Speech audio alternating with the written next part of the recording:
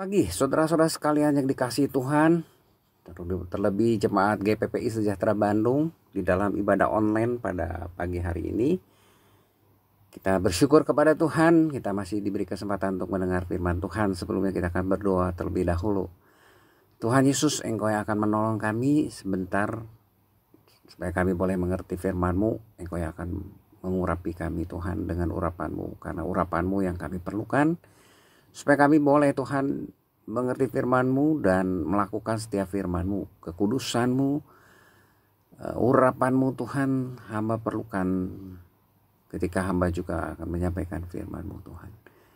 Biarlah kami bersyukur untuk kebaikan-Mu ini Tuhan, dan hati kami biarlah kami arahkan hanya kepada firman-Mu. Kami serahkan seluruhnya ke dalam tangan-Mu. Pemberitaan firman Tuhan ini biarlah menjadi berkat bagi kami semua. Di dalam nama Tuhan Yesus Kristus kami sudah berdoa. Haleluya. Amin. Ya, puji Tuhan saudara. Tanggal 8 November ini kita masih beribadah ya di dalam online. Kita masih berjauhan tapi kita satu. Kita berdekatan dengan Tuhan. Ya, berdekatan secara rohani di dalam Tuhan. Ya, pagi hari ini kita akan mendengar firman Tuhan. Saudara, tentu orang-orang yang sudah lama ya sudah berusia lanjut atau itu sering sudah pernah mendengar ya satu pepatah Tiongkok kuno ya yang mengatakan seperti ini saudara ya. Saat banjir ikan makan semut, namun ketika banjir surut ya semut makan ikan. Saya ulangi, saat banjir ikan makan semut. Namun ketika banjir surut, semut makan ikan. Ya, kita tahu ada beberapa ikan yang memang seringkali memakan semut. Bahkan dikasih yang namanya kroto. Itu bagus untuk kesehatan dia. Jadi maksudnya ketika air banyak, ketika ikan itu hidup, maka ikan memakan semut. Tetapi ketika surut airnya, tidak ada airnya, ikannya mati, semutlah yang memakan ikan. Ya. Artinya apa? Ya, artinya bahwa segala sesuatu itu ada waktunya. Ya. Ada saat ya seperti pengkhotbah bilang ya, bersedih dan sebagainya ya, ada bersuka cita, ada saat dimana kita bekerja, ada saat istirahat. Semua ada waktunya di dunia ini, tidak ada yang kekal ya. Itu sebabnya saat berada di atas, janganlah kita menjadi sombong ya. Saat di atas, saya ulangi, janganlah kita menjadi sombong. Atau dikatakan juga arogan dan bersikap semena-mena. Saya ulangi, ketika kita ada di atas, janganlah kita menjadi sombong, arogan, dan bersikap semena-mena. Namun ketika kita sedang di bawah, jangan pernah putus asa, apalagi menyerah. Sebab kesempatan baik pasti datang. Saudara, di sini katakan janganlah kita sombong ketika kita berada di atas. Pagi hari ini kita akan mendengar firman Tuhan tentang kesombongan. Ya, kita akan melihat apa itu sombong. Sombong dalam bahasa Inggris adalah pride. Atau dalam bahasa Latinnya adalah superbia. Sombong juga sering disebut sebagai angkuh atau sinonim katanya. Sinonim. Takabur, arogan, congkak, dan tinggi hati. Semuanya sama. Ya, bisa juga kita mengerti bahwa sombong definisinya adalah menghargai diri sendiri secara berlebihan. Sekali lagi saya katakan, kesombongan atau sombong adalah menghargai diri sendiri secara berlebihan. Itu merupakan satu sikap, perbuatan yang merendahkan orang lain. Karena apa? Karena merasa dirinya itu lebih tinggi. Ya, menghargainya, terlalu menghargai gitu ya, diri sendiri berlebihan. Dan juga merasa bangga dengan diri sendiri sehingga merasa lebih segalanya dibanding orang lain. Menghargai diri itu penting supaya kita tidak rendah diri. Supaya kita bisa melakukan setiap pekerjaan atau setiap tugas, setiap atau mengembangkan setiap talenta yang Tuhan sudah berikan. Diperlukan rasa ya percaya diri dikatakan. Ketika kita bisa menghargai diri kita, berarti kita percaya diri. Merasa bangga dengan diri sendiri juga sama, saudara. Itu dipentingkan dalam kita mengembangkan talenta-talenta yang Tuhan berikan dalam hidup kita. Tetapi ada kata secara berlebihan, kemudian akhirnya disertai juga dengan sikap yang merendahkan orang lain karena merasa diri ini lebih segala-galanya dari orang lain. Itulah sombong. Itulah yang tidak boleh ada di dalam kehidupan kita. Ya, ciri-ciri orang sombong adalah menghargai diri sendiri tadi secara berlebihan dan tidak menghargai orang lain. Membanggakan diri sendiri dan bersifat narsis. Tahu ya narsis ya? Jadi selalu foto di sanalah, di sinilah, menunjukkan saya itu bisa ke sana, bisa ke sini. Ya. Suka dipamer pencapaian agar dipuji orang. Kemana-mana dia bicara tentang keberhasilan ini. Merasa benar sendiri. Selalu menolak kebenaran. Ya sehingga ya seringkali juga menolak kebenaran yang disampaikan dengan juga menggunakan firman Tuhan. Itu sering dilakukan. Menentang otoritas di atasnya. Karena merasa dirinya lebih dari semua orang. Tidak mau mendengar orang lain. Ya baik saran, nasihat, apalagi teguran atau kritik.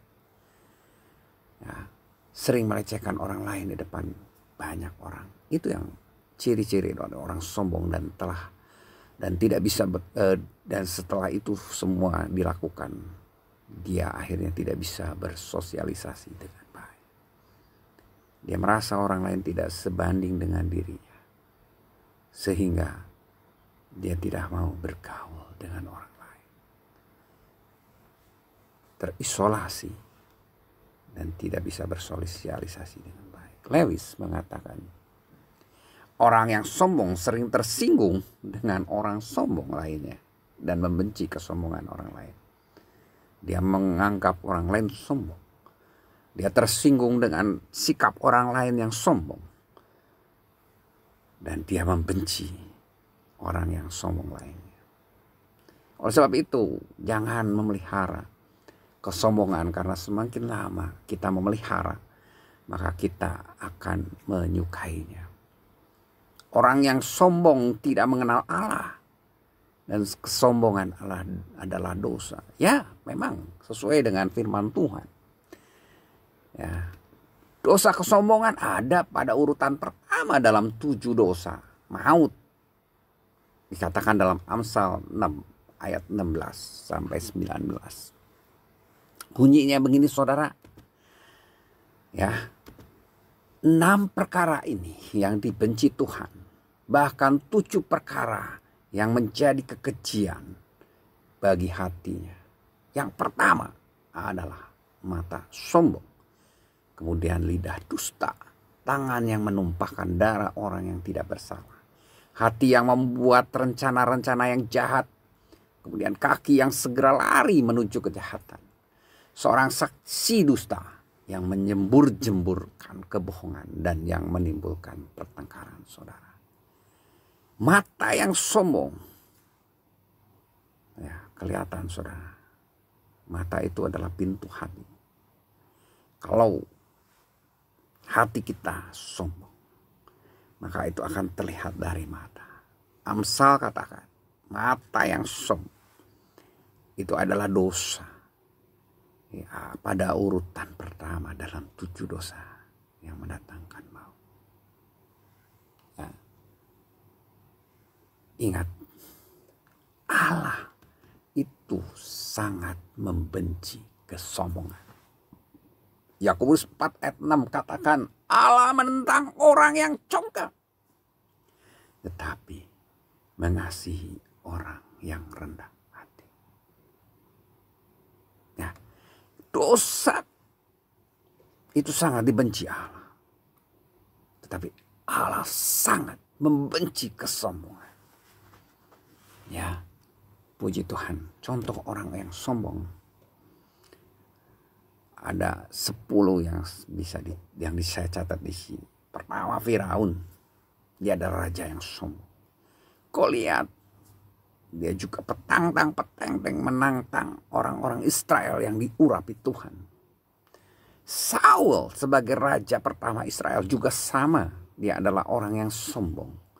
Dia mengambil hak atau wewenang dari imam besar. Dia tidak mau mengikuti apa yang sudah diatur oleh Tuhan. Dibedakan antara wewenang raja dan wewenang seorang imam. Daud juga sama. Daud yang dikatakan orang yang sangat berkenan di hadapan Tuhan.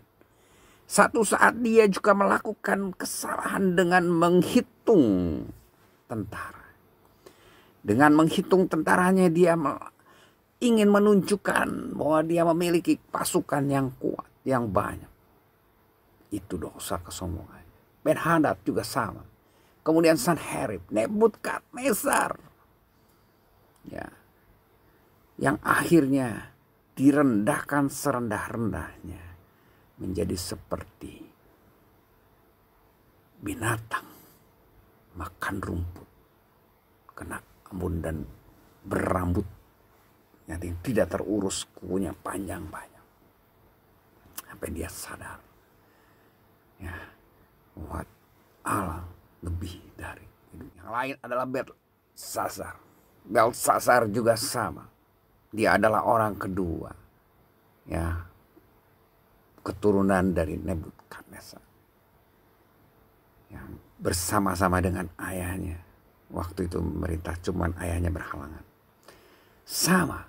Dia sombong, menggunakan alat-alat yang suci yang diambil oleh nenek moyangnya atau oleh Nebukadnezar dari orang Israel.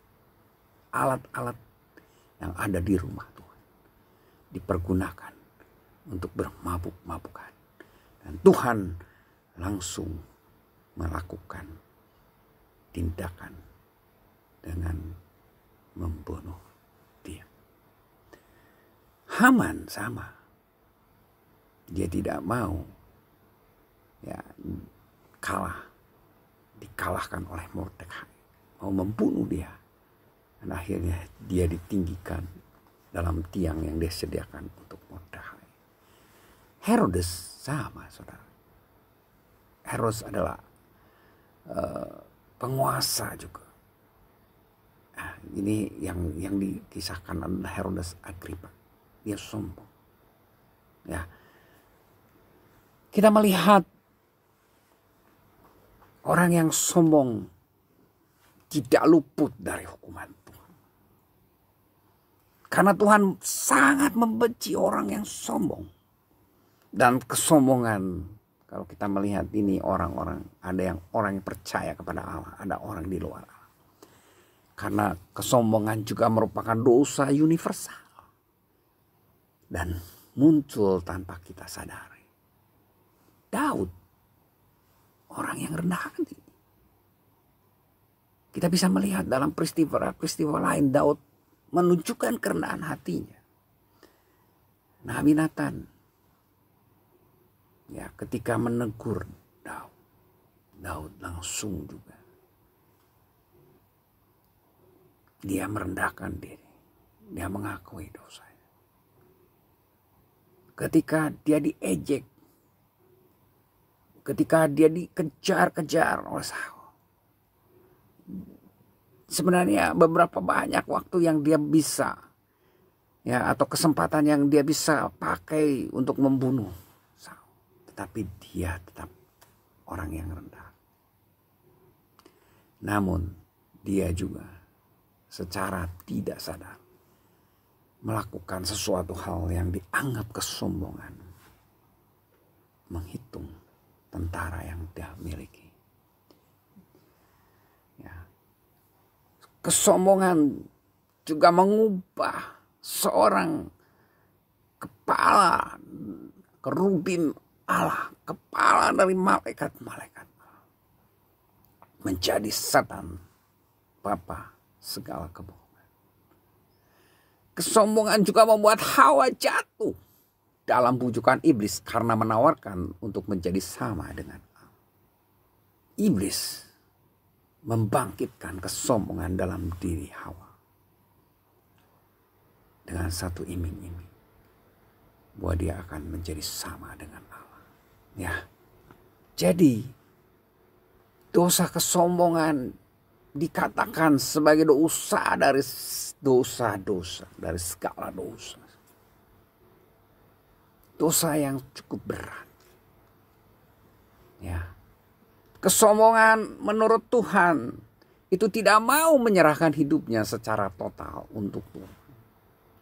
Ketika seorang sudah bangga dengan kehidupan dirinya, dengan apa yang dia miliki, kekayaan, kecantikan yang semuanya itu dia miliki, dia akan bangga terhadap dirinya sehingga dia tidak mau menyerahkan hidupnya secara total. Kepandaian yang dia miliki dipakai menjadi satu patukan dalam kehidupan. Dan ini melawan Allah. Kita tahu orang-orang, ya, orang yang mendirikan Menara Babel, ya, itu menunjukkan bahwa mereka mau hidup terpisah dari Allah. Itulah sikap melawan Allah, tidak mau menyerahkan hidupnya secara total untuk Tuhan. Ironisnya saudara, orang yang mengerti, yang belajar banyak tentang firman Tuhan, tentang Taurat Tuhan, orang Farisi, mereka bangga dengan diri mereka dan pengetahuan mereka akan agama Yahudi. Seperti dikatakan dalam Lukas 18 ayat 9 sampai 4. Ini yang menjadi ironis. Orang yang harusnya mengerti, ya, bagaimana Allah adalah segalanya. Tetapi mereka bangga dengan diri mereka dan pengetahuan mereka akan agamanya. Itu yang Tuhan tidak mau. Karena Tuhan mau ketika mereka dengan pengetahuannya mereka berbicara, biarlah mereka berbicara tentang firman Allah. Ya, jika mereka melayani Allah, dia juga boleh melakukannya dengan sadar bahwa mereka melakukannya dengan kekuatan yang dianugerahkan Allah dan hanya kemuliaan Allah, ya, di dalam Kristus.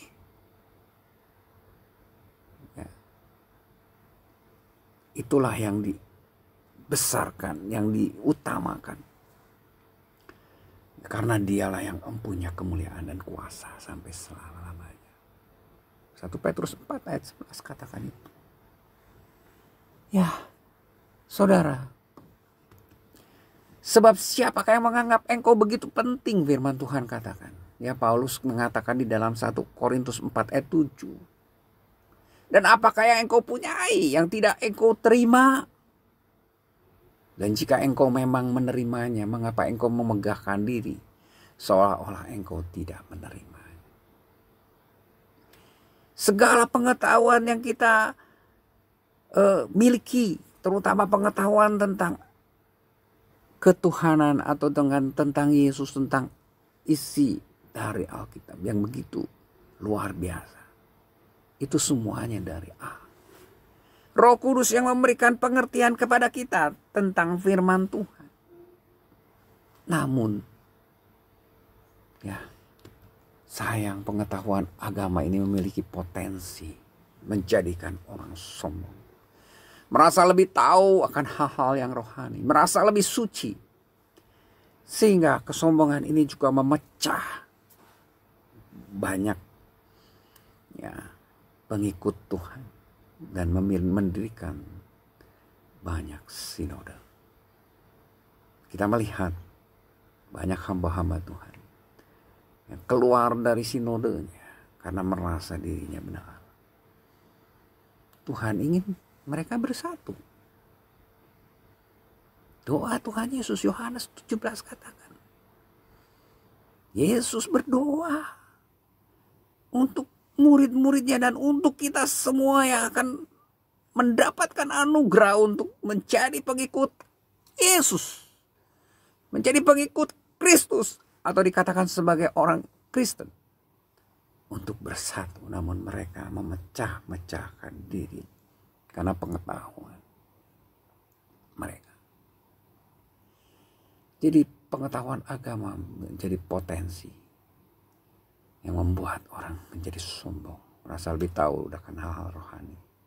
Merasa lebih suci. Ya, bagaimana kita menghadapi dosa kesombongan ini? Yang pertama, sadar sifat dosa manusia membuat manusia sombong tanpa menyadari hal ini. Oleh sebab itu sadar terus. Berhati-hati. Karena telah menjadi naturnya. Dosa kesombongan atau dosa ini natur manusia. Oleh sebab itu rendahkan diri kita. Minta Tuhan menyatakan dosa kita itu. Minta pengampunannya dan pertolongannya untuk bersikap rendah hati. Tuhan menentang orang yang sombong. Namun dia menyayangi orang yang rendah hati. Yang kedua, pandang kebesaran dan kasih Allah kepada manusia. Teladan Yesus yang telah begitu merendahkan dirinya, taat kepada Bapa, bahkan sampai mati demi penebusan umat manusia. Tuhan Yesus yang adalah anak, dia sudah memberikan satu teladan kepada kita semua. Merendahkan dirinya, taat kepada Bapa, dihina, dicaci maki, dia taat sampai mati. Ya, demi apa? Menebus umat manusia. Yang ketiga, jaga hati kita agar tidak menjadi angkuh dengan saling mengaku dosa dan saling mendoakan antar orang percaya. Ya, jangan merasa bahwa diri kita ini lebih suci, lebih tahu dari orang lain. Jadi penangkal dosa kesombongan adalah kerendahan hati. Belajarlah pada Tuhan Yesus yang sudah merendahkan dirinya begitu rupa, menanggalkan kealahannya, menjadi manusia, bahkan sampai mati di kayu salib untuk menebus dosa manusia. Ternyata kesombongan merupakan produk dari pujian. Kesombongan juga merupakan produk dari refleksi diri. Ya, kita merenungkan diri kita. Tapi yang direnungkan adalah apa sih? Ya, yang sudah kita miliki, sudah kita capai. Atau rasa memiliki yang terpenuhi. Jadi segala sesuatu sudah kita dapatkan atas usaha kita dan sebagainya. Dan orang lain memuji kita. Itulah kesombongan yang merupakan produk dari pujian. Satu perasaan atau emosi dalam hati yang dapat mengacu pada dua makna umum kesombongan. Atau konotasi, yang satu konotasi negatif. Satu perasaan yang muncul, ya, atau ya satu perasaan meningkatnya status atau prestasi seseorang. Saya berprestasi, saya bisa melakukan segala sesuatu, dan muncullah apa yang dinamakan keangkuhan. Kemudian yang positif itu perasaan puas diri atas tindakan atau pilihannya sendiri, atau terhadap pihak lain, atau juga terhadap suatu kelompok sosial. Ini konotasi positif.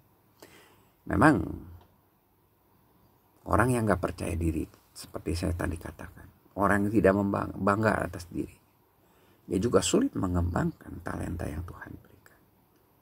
Tetapi jangan berlebihan, bahwa segala sesuatu itu adalah atas usaha kita, prestasi kita. Itu yang tidak boleh, yang Tuhan tidak mau dalam kehidupan kita. Itulah konotasi negatif dari kesombongan. Tadi dikatakan bahwa kesombongan merupakan produk turunan dari pujian. Jadi ada kontribusi kita yang juga sering memuji orang lain. Apa yang dikatakan sebagai kultus individu. Ya, apa itu kultus individu? Yaitu pemujaan kepribadian yang muncul ketika seseorang menggunakan media massa, propaganda, atau metode lain untuk menciptakan figur ideal atau pahlawan, dan seringkali melalui pujian yang berlebihan. Jadi pemujaan kepribadian seseorang dilakukan secara berlebihan. Pujian yang selalu diberikan kepada seseorang itu akan membuat diri menjadi sombong. Karena orang sudah mengkultus individukan orang tersebut. Dan banyak ditemui dalam negara dengan sistem kediktatoran. Kita bisa melihat beberapa orang kepala negara, termasuk juga Soekarno dan Soeharto. Salah seorang ya yang namanya Stalin mengatakan kematian satu orang adalah tragedi, kematian dirinya, dan dia bandingkan dengan kematian 1 juta orang yang hanya dikatakan sebagai statistik. Ya, itulah kesombongan Stalin. Dia katakan Stalin, ya, itu membenarkan diri. Stalin merasa mendapat pembenaran atas logika miringnya karena dia sudah dikultuskan. Ini bahayanya kultus individu. Ia kemudian merasa menjadi satu yang penting dari sejuta lainnya yang hanyalah angka-angka. Kematian dia satu orang itulah adalah tragedi. Tetapi kematian 1 juta orang adalah statistik, angka-angka doang. Gak ada artinya, saudara. Ya, tapi kematian dia menjadi satu tragedi. Sesuatu yang wah, itu saudara ya, luar biasa Stalin. Ya, pemujaan terhadap diri seseorang yang menjadikan setiap ucapannya senaif apapun, ya didengar pemujanya sebagai sabda kebenaran. Setiap langkah dan kebijaksanaan sekonyol apapun dipandang sebagai jejak petunjuk yang menyelamat. Sudah menutup mata karena dia sudah mengkultus individukan seseorang. Jadi apapun yang dilakukan orang yang dikultus individukan, segala ucapannya, segala tindakannya, langkahnya, kebijakannya, ya baik ya yang secara logika mungkin itu sangat naif, sangat konyol, tetap dipandang sebagai petunjuk yang menyelamatkan. Ya, implikasi berat sebenarnya. Apa itu implikasinya? Upaya pembenaran terhadap setiap tindakan dari figur yang dikultuskan. Jadi setiap tindakannya selalu benar dan benar. Walaupun konyol. Ya. Ngomongannya nggak benar, ngaco, naif, tetap dianggap sebagai suatu yang suatu kebenaran yang harus dilakukan. Satu petunjuk yang akan menyelamatkan. Siapapun yang menegur, yang berlawanan ya dengan orang tersebut, yang kemudian mengoreksi, yang berusaha mengoreksi, mengkritik, akan dianggap sebagai penghujat kebenaran. Dan karena itu harus dilawan dengan cara apapun. Itulah yang terjadi ketika kita mungkin berseberangan pikiran kita, pandangan kita dengan orang yang dikultuskan oleh orang, sekelompok orang, maka itu akan menjadi ya satu pembenaran diri mereka untuk menyerang kembali kita, menghujat ya kita, karena kita dianggap sebagai penghujat kebenaran dan harus dilawan, dibinasakan. Jadi hanya kelebihan sang tokoh itu yang dihembuskan terus menerus, dan kelebihannya itu dalam tanda kutip yang tadi saya bilang menurut pandangan pemujanya. Dan apa yang menurut pandangan pemujanya itu benar adalah segala tindakan, segala ucapan orang tersebut, orang yang dikultus ini kedudukan. Karena apa? Karena mereka sudah terhipnotis dengan figur orang tersebut.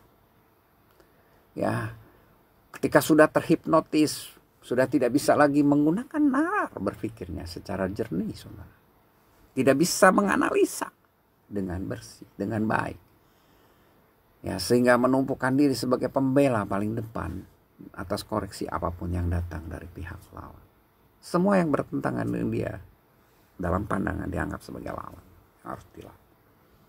Yang menegur, yang mengkritik, kemudian berusaha meluruskan sang kultus akan dianggap sebagai penghujat yang tadi dikatakan, ya, dan perlu dilawan.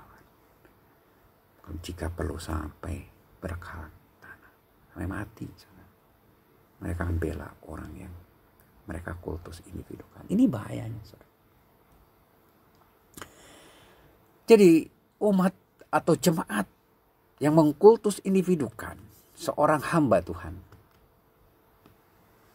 ya, itu lebih memandang, menghargai, terpesona dan percaya kepada individu atau kepada hamba Tuhan tersebut lebih dari seharusnya, bahkan mungkin lebih daripada Tuhan. Ya, mereka mengikuti begitu rupa apa yang dikatakan, tindakan yang dilakukan. Mereka puji, mereka sanjung-sanjung. Ya, orang yang dikultus individu, sehingga akhirnya memimpin umat atau jemaat menganggap bahkan mungkin orang tersebut atau gembala atau pemimpin jemaat itu lebih daripada Tuhan. Tunduk setunduk-tunduk. Akhirnya apa? Otoriter, saudara. Banyak jemaat, banyak pengikut, orang yang percaya melakukan hal-hal yang berlawanan dengan firman Tuhan. Ketika COVID kemarin mewabah pertama-tama, banyak yang akhirnya juga bertumbangan binasa. Karena apa? Tetap melakukan kontak dengan orang banyak, berkumpul dengan orang banyak. Karena dikatakan, ya, COVID ini seolah-olah tidak ada apa-apanya. Mereka berdoa bersama-sama, bahkan melakukan kontak fisik.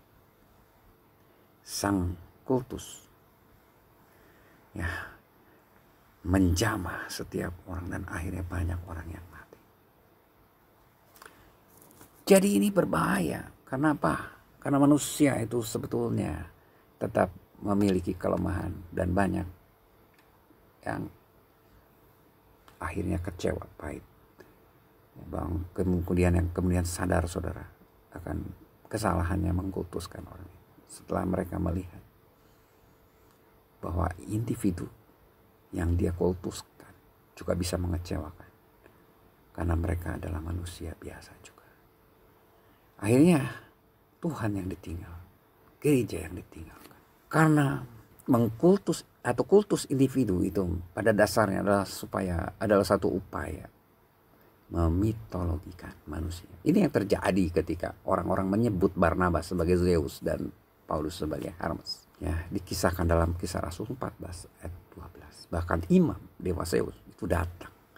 Jauh-jauh datang membawa lembu jantan, membawa rangkaian bunga ke pintu gerbang kota. Kemudian ia dan orang banyak ingin mempersembahkan kurban kepada Paulus dan Barnabas. Inilah yang dikatakan sebagai glorifikasi, yaitu aksi melebih-lebihkan sesuatu sehingga terkesan hebat luar biasa, sangat suci atau sempurna tanpa celah. Dan Paulus memiliki sikap yang baik. Ya, sikap Barnabas dan Paulus itu memiliki, ya, itu yang baik.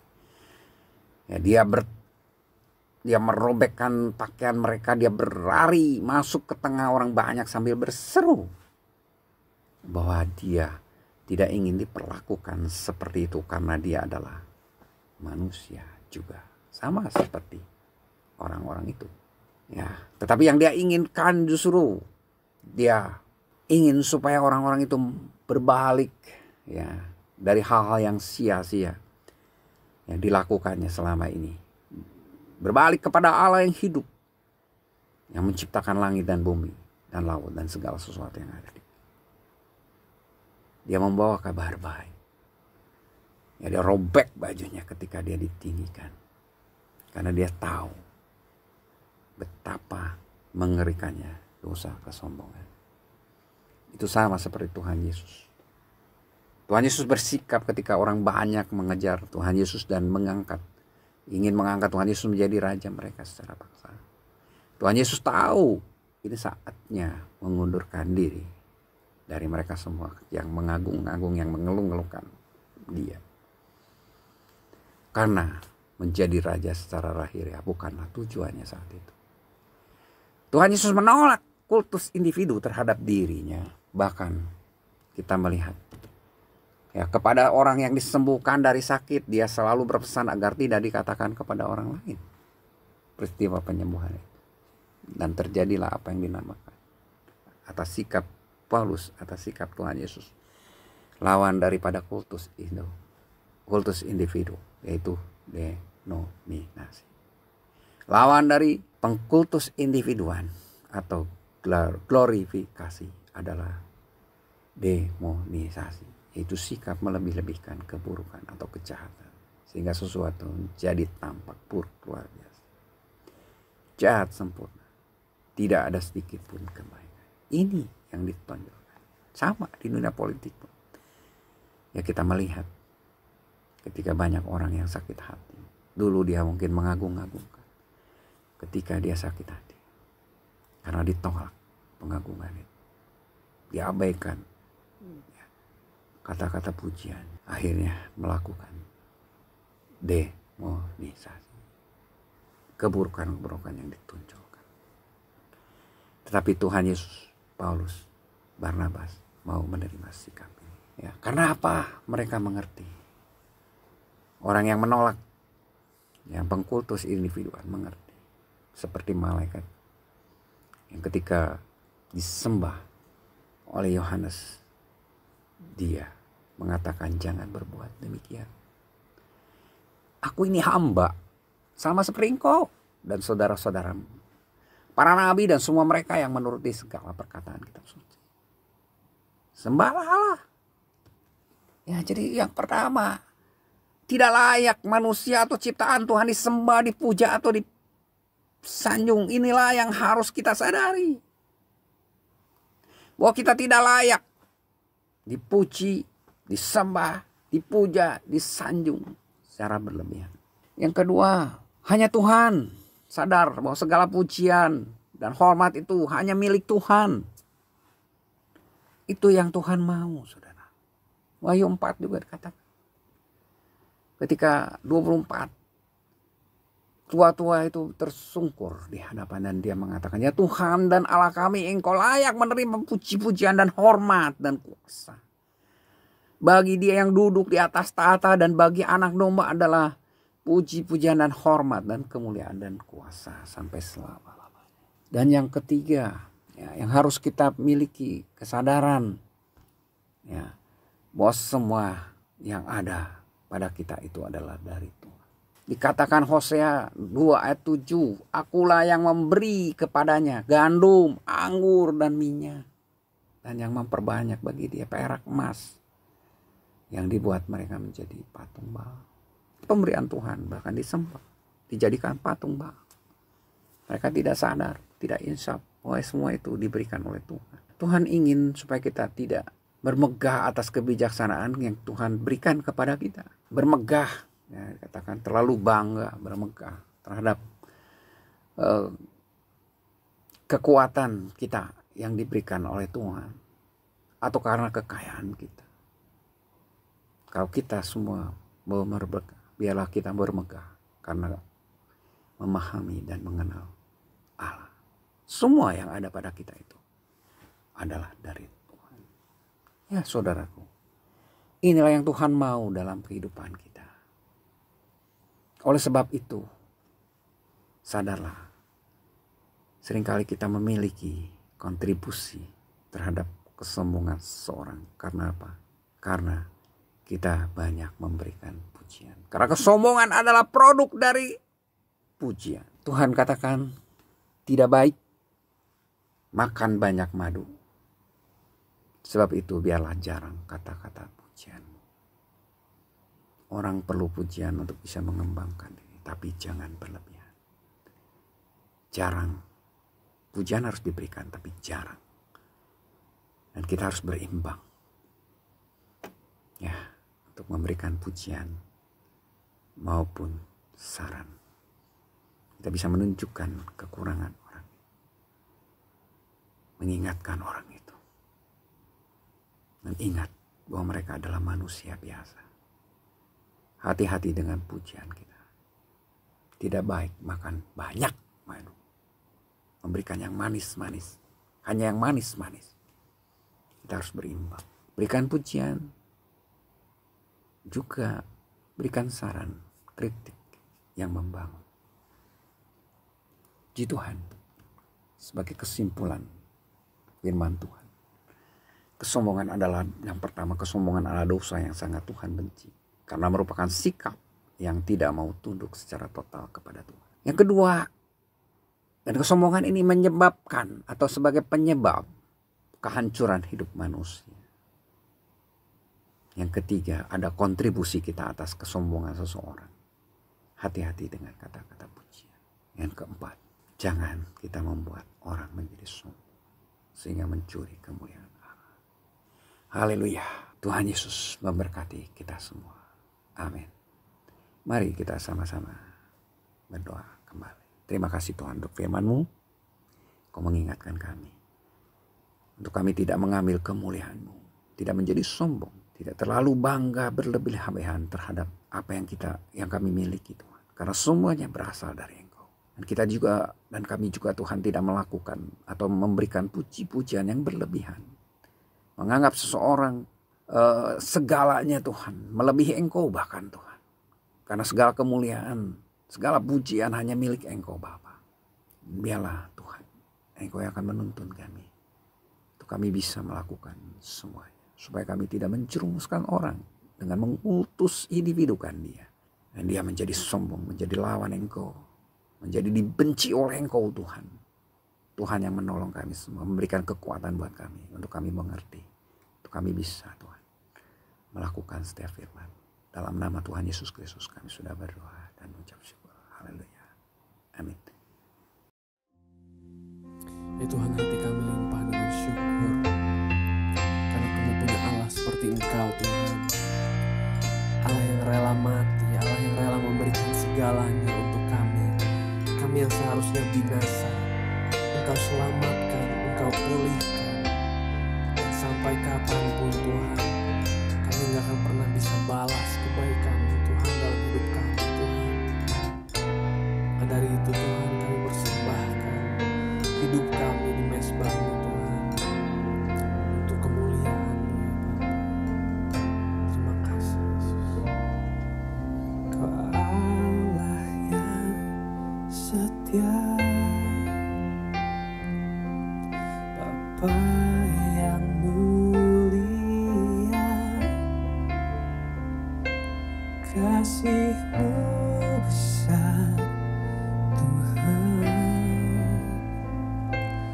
Kau pulihkan hidupku, Kaulah harapanku. Hidupku dalam-Mu, terima kasih Tuhan. Kau selamatkan hidupku.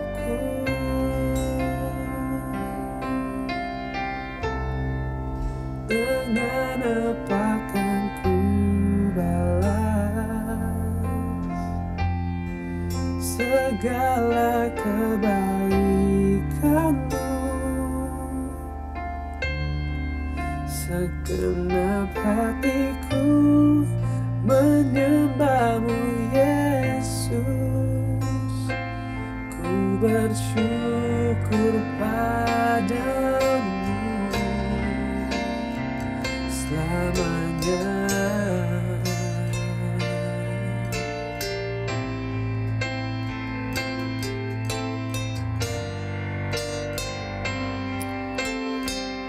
Haleluya, terima kasih Yesus, kebaikan-Mu.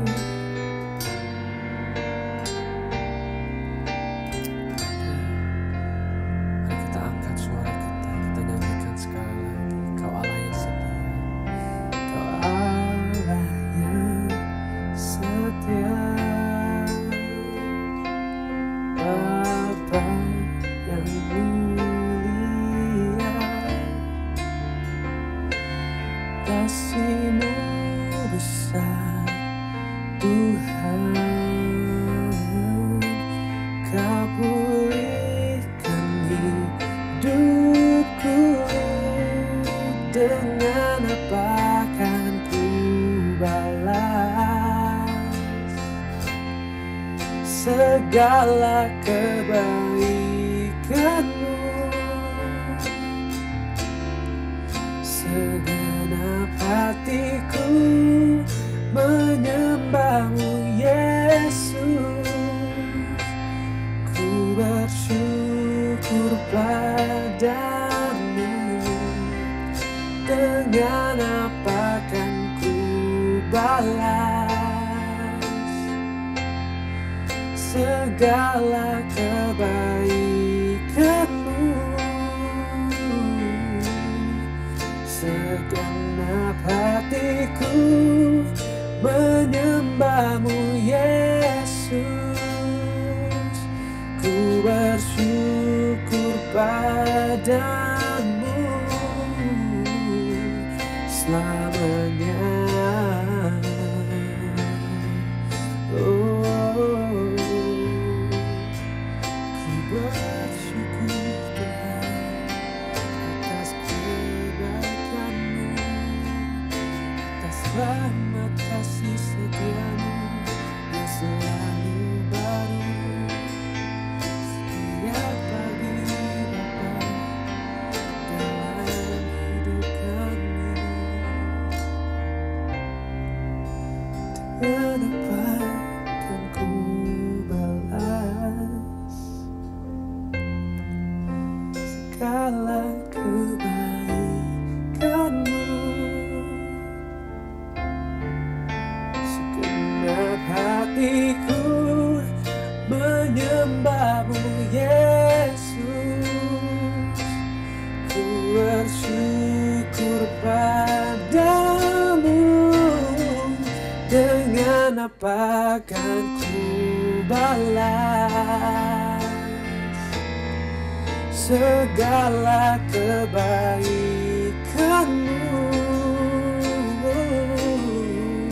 Segenap hatiku menyembah-Mu, Yesus. Ku bersyukur padamu selamanya.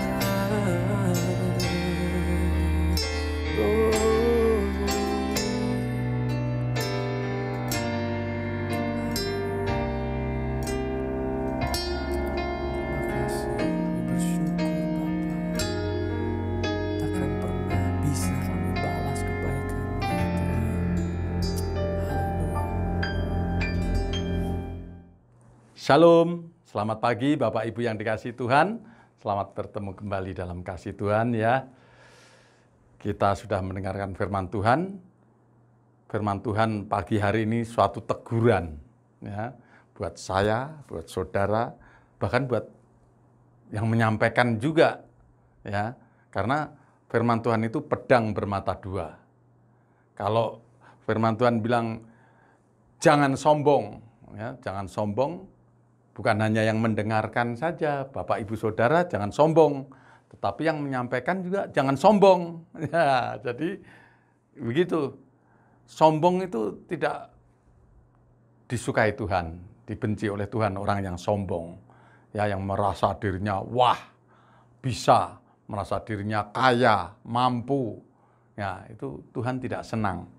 Tuhan menghendaki kita yang rendah hati. Ya, kita yang rendah hati. Anak-anak Tuhan harus rendah hati. Ya, puji Tuhan. Firman Tuhan pagi hari ini menegur kepada saya dan saudara. Ya, mari kita introspeksi diri. Ya, kita melakukan firman Tuhan. Ya, puji Tuhan. Terima kasih Bapak Yusak yang sudah menyampaikan firman Tuhan pagi hari ini, menjadi teguran bagi kita jemaat Tuhan GPP Sejahtera, terutama juga hamba-hamba Tuhan, pelayan-pelayan Tuhan di GPP Sejahtera ya. Kita harus saling merendahkan diri, saling menghargai satu sama lain, tidak minta dihargai ya. Puji Tuhan. Mari kita berdoa. Bapa, di dalam nama Tuhan Yesus Kristus, kami mengucap syukur dan terima kasih buat firman-Mu pagi hari ini Tuhan.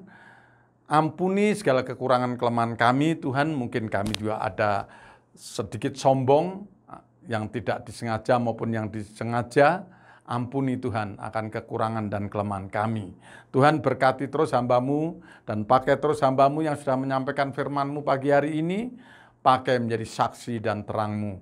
Berkati pekerjaannya, berkati keluarganya, berkati juga pelayanannya. Terima kasih Tuhan, kami juga berdoa buat seluruh jemaat Tuhan GPP Sejahtera. Tuhan lawat semua Tuhan yang sedang mengikuti online maupun yang belum. Ingatkan mereka yang belum Tuhan supaya mereka juga bisa masuk dalam persekutuan pagi hari ini mengikuti ibadah online. Kiranya Tuhan memberkati dan melawat seluruh jemaat Tuhan GPP Sejahtera. Yang lemah dikuatkan, yang sakit disembuhkan, yang menghadapi masalah persoalan Tuhan tolong berikan jalan keluar. Tuhan lawat Tuhan pribadi lepas pribadi.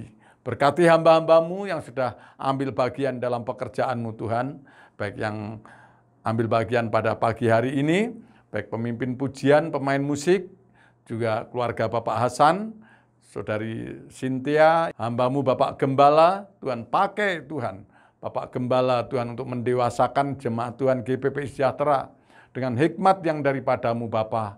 Tambahkan buat hamba-Mu Tuhan, berkati cukupi segala keperluan kebutuhan hamba-Mu. Tuhan berkati juga keluarga Pak Mario, pakai terus Pak Mario, Ibu Lanlan menjadi saksi dan terang-Mu, menjadi alat saluran berkat-Mu.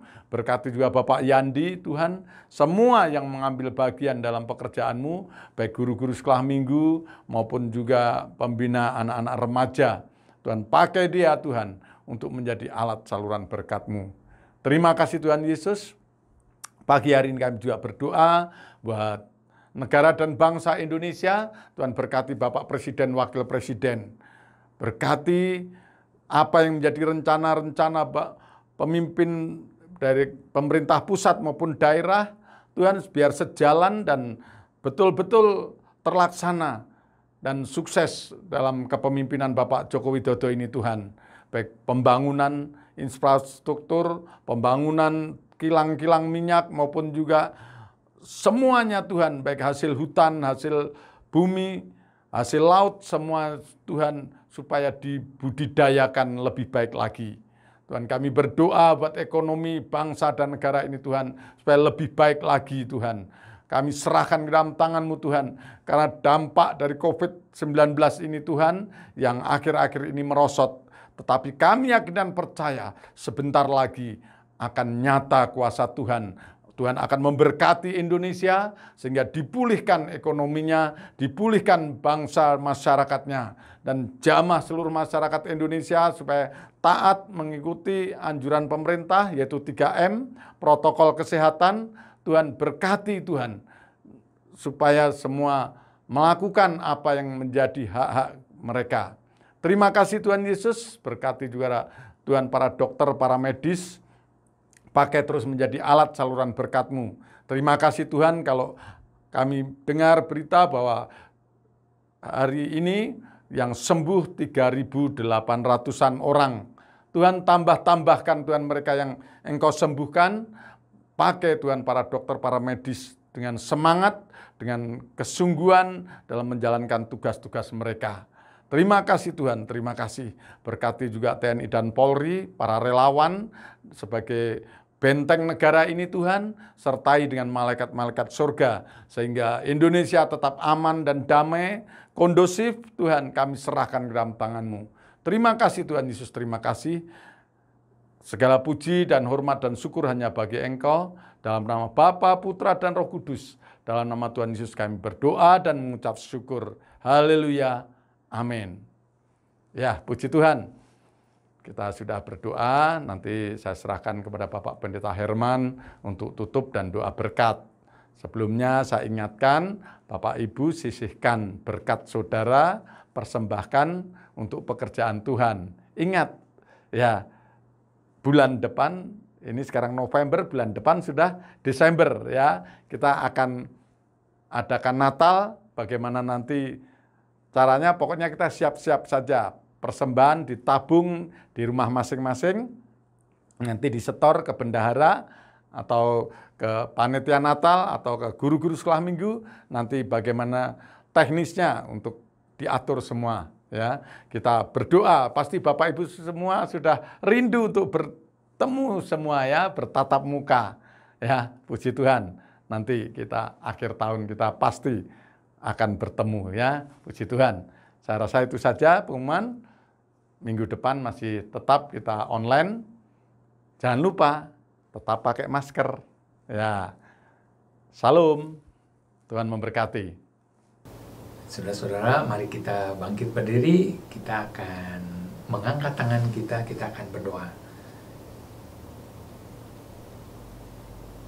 Tuhan memberkati engkau dan melindungi engkau. Tuhan menyinari engkau dengan wajahnya dan memberi engkau kasih karunia. Tuhan menghadapkan wajahnya kepadamu dan memberi engkau damai sejahtera. Terimalah segala berkat terbaik yang sudah Bapa sediakan bagimu. Kasih karunia daripada Tuhan Yesus Kristus dan persekutuan dengan Roh Kudus senantiasa menyertai kami sekalian mulai pagi hari ini sampai Maranatha Tuhan Yesus datang kembali. Di dalam nama Tuhan Yesus Kristus kami mengucap syukur dan berdoa padamu. Amin.